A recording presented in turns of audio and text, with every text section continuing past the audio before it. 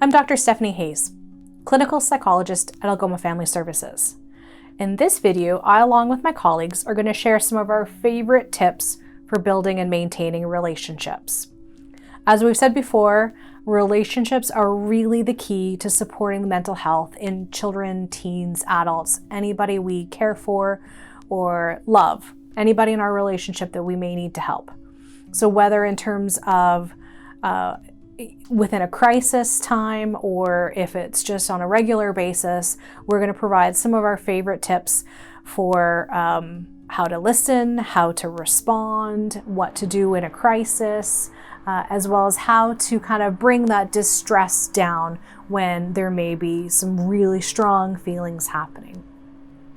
So one of my favorites actually comes from something called dialectical behavioral therapy, and it's kind of a go-to because it's great in the heat of the moment. It's called the TIP skill, and it's an acronym, so TIPP, and it stands for actually 4 different skills. So the T is to tip the temperature, and that means to get something cold. Now, one of the ways is to splash cold water on your face and to really get into it. This kind of triggers the dive reflex and can bring down that, hot temperature when you're feeling really, really emotional. But other ways can be to hold an ice cube or to even just run really cold water over your wrists. So that can kind of bring down that temperature. I know some people like to hop into a cold shower or even to a really cold lake and find that can really bring down some of that. It's almost like jarring out some of those strong feelings. So that's the T. I stands for intense exercise. Now, this only needs to be for about 20 minutes long. It can be go for a quick run. It can be do a bunch of jumping jacks. It could be anything that really works, even jogging on the spot, anything to kind of build up that sweat. And again, it's to kind of get you out and away from some of those intense feelings. And the next one is P for paced breathing. And this is when we take really big belly breaths. So they go in through the nose and you fill up the belly. So your shoulders actually stay straight, and you fill that belly right up, and then you breathe out the mouth. The trick is you want to breathe in through your nose, and then you want to breathe out longer through your mouth. So you might want to count in for 4 and then out for 6. It's really about doing that and having this really paced, slow breathing. And then the last P is called paired muscle relaxation. And that's when you go from head to toe and you pick all the different, muscle groups that you have, and you do a real tightening and then a release. And YouTube actually has some really great progressive muscle relaxation or even paired breathing. And so I'll include some of those in the learning resource guide for you to access if you would like. There's some great ones out there. There's also some really good apps that can help kind of lead through that. There's one that I like that's free called the Insight Timer, and you can find some muscle relaxation as well as some other breathing activities there for all ages. There's some there for children as well as for adults. So those are my favorite. That's the tip. And they're not all not all of the skills are going to work for everyone. So that one I like because it kind of gives you 4 options. And I suggest that you try and see if any of them fit for you, especially if you have one of those big overwhelming times or the person that you're supporting, if one of those, works for them. In building trust and rapport with people, it's very important that we use skills that are interactive and interpersonal. So what it means to build trust and rapport is that you can have that relationship that comes and goes, and it's an easy flow of communication. So although you don't treat the people as your best friend, they have to know that they're comfortable in being able to confide in you and share those things that may not be comfortable sharing with other people. One of the ways we can build rapport and to increase that trust when working with youth and their families is active listening. So active listening is a skill that it doesn't take a lot to build. However, it's important that you follow these 4 steps that I'll outline for you. So the first step would be demonstrating concern. We do it with our families, we do it with our friends. It's just an extension of something that we already do. And it has to be sincere. So a lot of our youth can see when we're not being concerned, and they can see through kind of that false statements. So working on being sincere, working on making sure you're at their level, and just being empathetic is one of the best things we can do for the families that we work with. As well, paraphrasing. So if they're using a certain terminology and lingo of language, we paraphrase back in that language. Sometimes it's not comfortable, sometimes it's not the way we would talk, but to build that trust and to build that rapport, we definitely use the same words they're using so that we're providing an understanding and they're accepting and acknowledging that we're trying to fit into their world as well. As well, using nonverbal cues. So being aware of our body language, being aware of our facial expressions and gestures.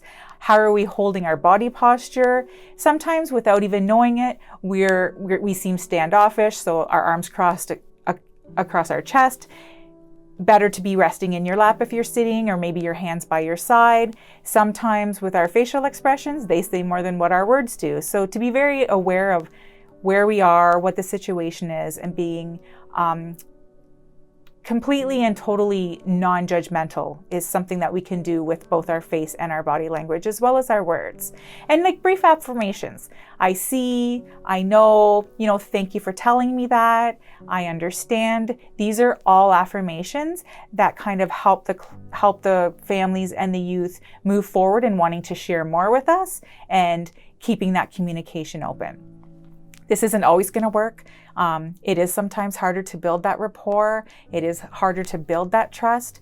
But if the family or the youth or the child sees that you're trying to make an effort and that you're trying to get them to communicate and that you're showing interest in what they're interested in, it certainly helps to be able to move forward. And each time that you're with that person, it's going to be beneficial and eventually that rapport will happen.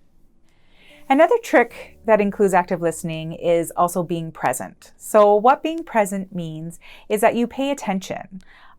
You're being in the moment with that person. You have an open mind, it's non-judgmental. You're mindful of where you are, not having your mind full of kind of what you need to do once you're done being with this person. Free from distractions. So put the phone down for a while, interact with them. Be at their level, both physically and mentally. Let them lead the conversation and you follow along. It only takes a few minutes to be able to develop that sense of conversation back and forth, and that, what they're saying is really important. So being present is definitely one of the best skills that you can have, because as we've said in the past, building that relationship is more important than what you're actually doing at the time to support that person. So, just make sure that they know that they're important and what they have to say or what they want to do is something that you're willing to do and support them with as well. So sometimes it's kind of difficult to start to build the relationship, and sometimes we're on a time limitation as well. So some of the things that might be helpful for that to happen would be different sort of question games. There's dice games that you can play, when the number 2 comes up, name your favorite color, those sort of things. And just really giving each other the time to get to know you and get to know the situation, validating when they do share things with you about how tough something might be, and really having some fun in the relationship is really important. Knowing that you are to be the trusted person, that trust is earned. So being able to show and demonstrate that you are there for them and that you plan to be, for the next long while. So when I talk about that, it's a trusting relationship, the perfect way to begin that trust with anyone is, so say what you are going to do and then follow through on that. And that shows that you mean it and that you are vested in this relationship.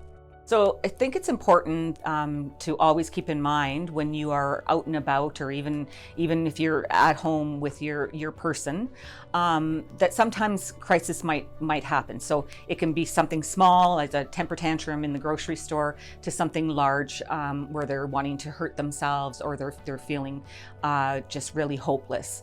So it's really important to make sure that you do your own self-check first, so that you are the calm person in the situation. And it's okay if you are out in the public to be able to remove yourself, whether you're in the grocery store, the station mall, wherever you are, whether your buggy is full or not. It's okay to leave that situation and to deal with your person with whatever is going on. Now, when it's a high risk, when it's a heavy crisis, so someone is really feeling hopeless, is wanting to harm themselves, or is putting someone else's safety at risk, then it would be really important to bring them to the crisis at the Sioux Area Hospital. So sometimes in relationships, there might come up times where you're going to hear something that it's uncomfortable to hear, we need to really be focused on how we react to these things that we hear that are difficult. So that being said, some of the things to keep in mind would be your facial expressions, and to be very guarded on, whatever words come out of your mouth. Really important to validate the person's feelings. That must be really hard. It must have been, you were very brave to tell me that. And to remember your own self-care when you hear these traumatic things, such as, talking to a peer or a supervisor, someone that can be trusted within your employment or your home. So those are all really important things to remember. It is not an easy process, but it is also very important, and also law that you would need to report whatever disclosure was made to you. That being said, you also need to let your supervisor know that you are making this report, and so you would phone your Children's Aid Society and or your police department, and you would report exactly what was said. You would not add any words in there. You would try very hard to remember exactly what was said to you. It's not your job to do the investigation. It's just your job to report whatever has been said to you. I am really happy today to discuss and provide examples in regards to communication strategies, strengthen understanding, help understand how our child or other important people in our life are feeling, to validate that, as well as helping those understand how we feel. Really important strategies. The first step is called attending to the emotion. So that's really where we're noticing your child or someone else is experiencing a feeling. So we're going to pay attention to that. The second step is naming the feeling. Give it a name. It could be more than one feeling that you're trying to understand how the other person is feeling. Here's an example. Hey, you look sad. You're sort of looking maybe mad and frustrated. So it can be more than one feeling that you want to name. Well, what are some of the benefits? Well, one, improve relationships, because we're really working hard to understand from the other person's perspective the emotion they're experiencing.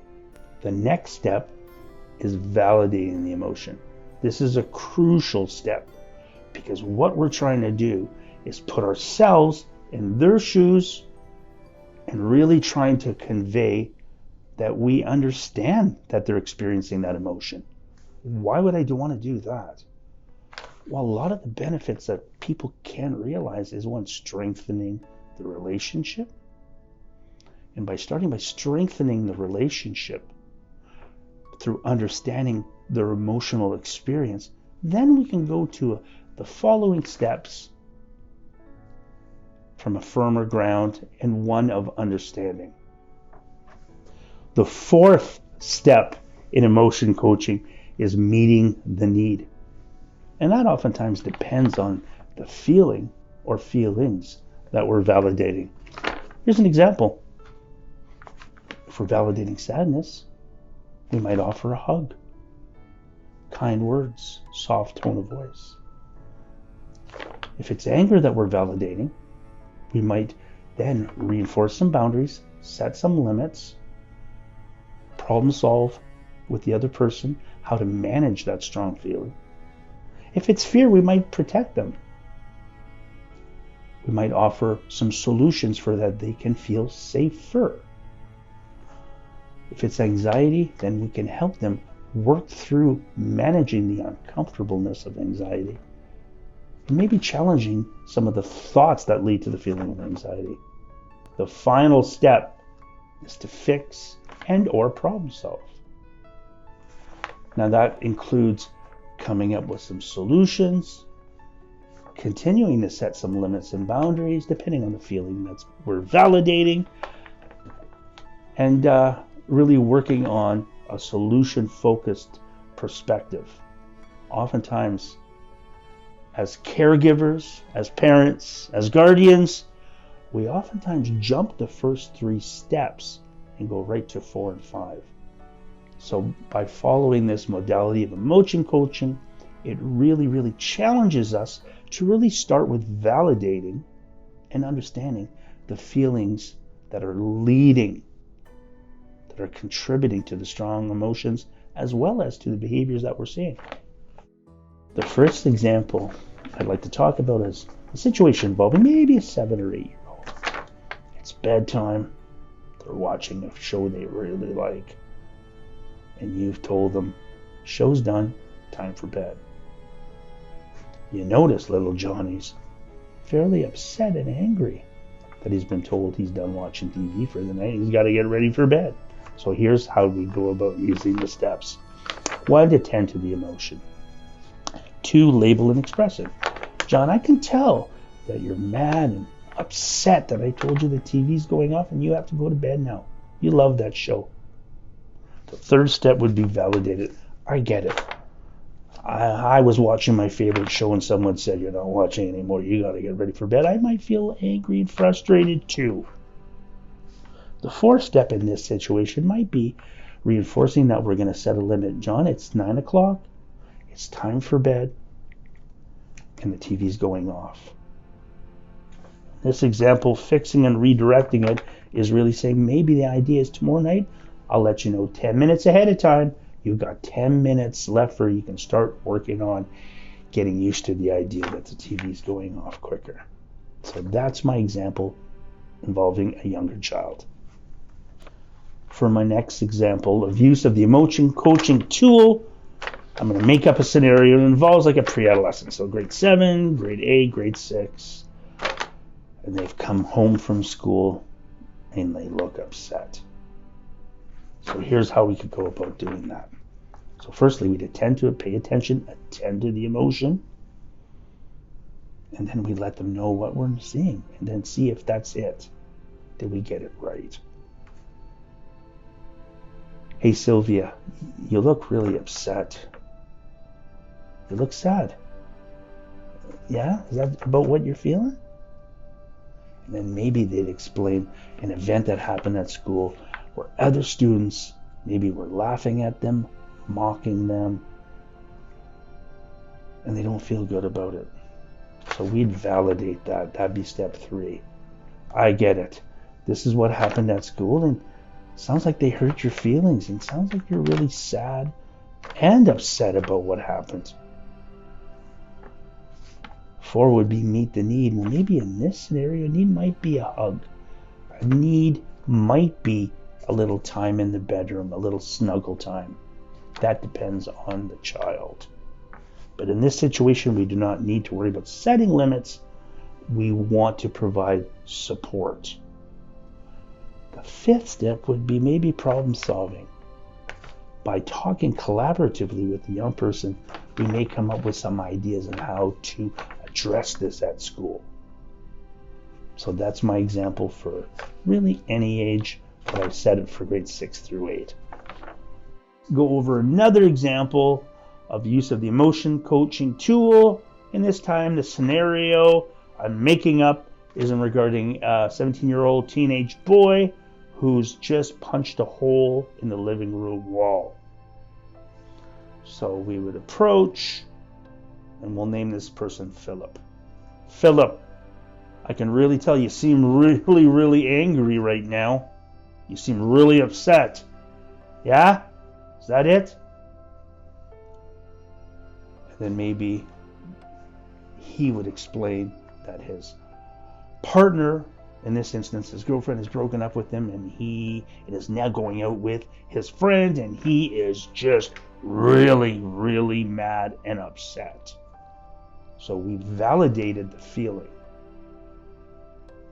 And we'd also add validation, we would say, I get it. I get why you feel mad and upset, and I bet you a bunch of other feelings too. Because you found out that your girlfriend is now broken up with you and going out with your friend. Oh my gosh. Yeah, you're feeling a lot of things. So the need might be initially is to soothe, understand. And then in step 5, we will still do some problem solving in regards to the wall that got a hole punched into it. That would be coming up with a plan and how the young person could take part in the actual fixing of the hole in the wall, which is an important step as a learning tool, that there is something that they need to take part in to correct and to make amends for what happened. Again, this example here really illustrates the importance of first validating the feeling before we get to steps 4 and 5. Because before I even knew of this tool, as a parent, I've been guilty a great many times of jumping to 4 and 5. Hey, you just put a hole in the wall. You know you're fixing that, and by the way, you're grounded. But by starting by validating and naming the feeling that you think they're going through, checking in, we're not omitting doing step 4 and 5. We're just starting with that validation. Because remember, one of our goals is to strengthen the relationships we have in our life. And by validating their emotional experience first, it will help achieve that goal. Well, the other tool I'm going to talk about is to help others understand our experienced emotions. And that tool is called the WHEN. The W stands for when, when this happens, which is the experience. I, which is the I in the WHEN, I feel, and we would describe how we feel. And the N is I need. And a need may be I need space, I need time alone, I need to be away from you. I need you to consider what I'm telling you. I need you to take that into account. I need you to consider making some changes. Let's run through a couple examples of use of the WHEN tool. First scenario, 17-year-old teenager comes home an hour after curfew. Never phoned, as we've asked many times. So they try to walk in quietly through the door. We're in the kitchen, waiting. And here's how we'd use the tool. When you come in late, an hour late, with no phone call, I feel scared, worried, and pretty upset. I need you to follow the rules that we've agreed to. Now, in this instance, we've really focused on helping that young person understand how their choices have impacted us. That doesn't mean that we're not going to do the next piece, which is important, which may include some consequences, some reaffirming some limits. Very important pieces. We're not saying that we don't do those, but we're starting with really letting the other person know how their behavior has impacted us. That's the front end. The way I used to do it is just do the back end. Get right to the nitty-gritty of this is the consequences of your choices. We're just adding this front end because that's important. So relationships really are the key. They're the key to building resilience. They're the key to connecting genuinely with those we care for, whether it's our children as a parent or caregiver or foster parent or grandparent, or if it's in a helping professional relationship as a respite worker or as a therapist. When we connect genuinely with a child, a teen, or an adult, we can actually be that agent of change because we never know where that helping relationship will come from. So we hope that some of the strategies we presented can help build and maintain these kinds of supportive relationships. So learning how to communicate effectively, how to validate emotions, how to listen actively, how to be that safe person, how to respond non-judgmentally, how to take in information even though it may be really uncomfortable, how to model our own self-care, how to model being calm, and how to kind of be that safe harbor actually is very healing in and of itself. In fact, relationships themselves can be what gets us from the idea of a mental illness or the deficit to mental health and well-being. So how we can overcome, bridge, grow, seek meaning, and really experience life differently.